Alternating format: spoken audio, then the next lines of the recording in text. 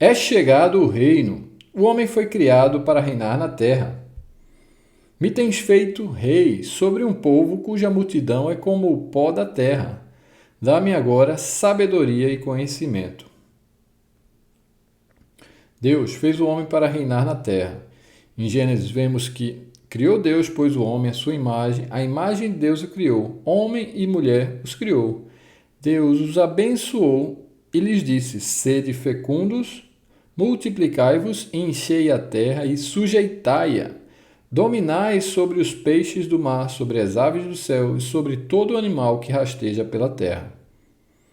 Adão estava sujeito ao Criador. Deveria sujeitar a terra, a criação, à mesma autoridade, expandir e tornar toda a terra parte desse governo. Reino é definido pelo conjunto de súditos que estão sujeitos a um rei em um território geográfico. Vemos aqui a concepção do reino de Deus no princípio da criação, sendo o reino somatório do domínio mais o território. Contudo, o que aconteceu é que o homem foi destituído do poder. Ele deu ouvido à mulher, comeu do fruto que não era para ter comido, e a terra se tornou maldita, e ele passou a ter fadiga, tinha que comer do suor do seu rosto, e ele ia voltar ao pó, né? A morte foi introduzida. Então, além disso, ele foi lançado fora do jardim e teria que lavrar a terra da qual ele tinha sido formado, ele foi expulso. Então, fora do paraíso, ele não tinha mais essa condição de governo, de domínio. Ele tinha uma condição de maldição e escravidão. Então, vemos a destituição, né? Romanos fala que todos se extraviaram e a uns se fizeram inúteis. Assim como por um só homem entrou o pecado no mundo e pelo pecado a morte, assim também a morte passou a todos os homens porque todos pecaram. Pois todos pecaram e estão destituídos da glória de Deus. Apesar de tudo isso, o trono de Deus permanece firme. O Deus Todo-Poderoso nunca deixou de ser o Rei soberano da terra. Ele é Rei de toda a terra, reina sobre as nações. Deus se assenta no seu santo trono. Reina o Senhor. Revestiu-se de majestade, de poder se revestiu o Senhor e se cingiu. Firmou o mundo que não vacila. Desde a antiguidade está firme o teu trono. Tu és desde a eternidade. A gente consegue fazer um paralelo aqui com o filho pródigo, porque o fato do filho ter se afastado do pai, saído de casa, não afetou a soberania do pai, não afetou os negócios do pai. Então o pai, quando fala, esse meu filho estava morto e agora vive, não era uma condição morte biológica, era uma condição de separação.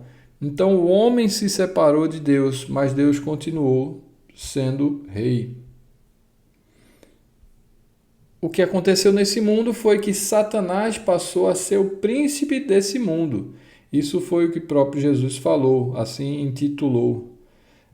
Paulo fala que, na verdade, nossa luta não é contra carne ou sangue, contra seres com corpos físicos, e sim contra principados e potestades, contra dominadores deste mundo tenebroso, contra as forças espirituais do mal nas regiões celestes.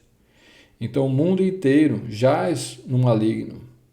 Na tentação de Jesus, o diabo falou que os reinos foram entregues a ele e ele poderia dar a quem quisesse. Então o princípio aqui que a gente vê é que, uma vez que ele prevaleceu sobre o homem com seu engano, o homem se tornou escravo dele, o homem cometeu pecado e se tornou escravo do pecado. E ele se tornou inútil para o propósito de Deus. Mas Deus não desistiu do seu propósito, né? Ele é imutável em seu propósito, aqui vemos em Hebreus. E ele envia, né, o último Adão, que é espírito vivificante, uma nova humanidade. Então Deus envia o próprio Filho, né, a nossa nova esperança, Cristo em vós, a esperança da glória. E Jesus veio com essa missão de anunciar as boas notícias do reino de Deus. Foi para isso que ele foi enviado, né? Então ele é o cumprimento dos tempos. O tempo está cumprido, o reino de Deus está próximo. Arrependei-vos e crede nas boas notícias. Jesus mostra qual é o caminho de volta para Deus, como voltar para o domínio de Deus, voltar para o reino dele, a porta do reino de Deus. O homem saiu do jardim, do paraíso, por sua independência. Ele nem se sujeitou a si mesmo. E para reverter esse caminho, ele precisa passar pela porta da sujeição, da dependência, voltando ao domínio do rei. Então, Atos 2,38, vemos que arrependei-vos e cada um de vós seja batizado em nome de Jesus Cristo, para a remissão dos vossos pecados, e recebereis o dom do Espírito Santo. Quem crê e for batizado será salvo. Quem, porém, não crê será condenado. Então, vemos aqui como a porta do reino de Deus o arrependimento, confissão de pecados. Crer, a confissão pública de fé, a água do batismo que cobre a multidão de pecado, e o fogo do Espírito Santo que nos enche de poder para sermos testemunhas. Assim, o homem ficou restituído de sua missão. Jesus comissionou o homem no final do seu ministério. Ele disse: toda a autoridade me foi dada no céu e na terra. Ide, portanto, fazei discípulos de todas as nações, até a consumação dos séculos. Então, aqui a gente vê o restabelecimento do domínio por todo o território, todas as nações, a mesma missão que tinha sido dada a Adão. E vemos em 1 Pedro que vós, porém, sois raça eleita, sacerdócio real, nação santa, povo de propriedade exclusiva de Deus, com a finalidade, a fim de proclamardes as virtudes daquele que vos chamou das trevas para a sua maravilhosa luz. Essa é a finalidade do sacerdócio real, a proclamação dessa salvação redentora. Ele nos libertou do nosso pecado e nos constituiu.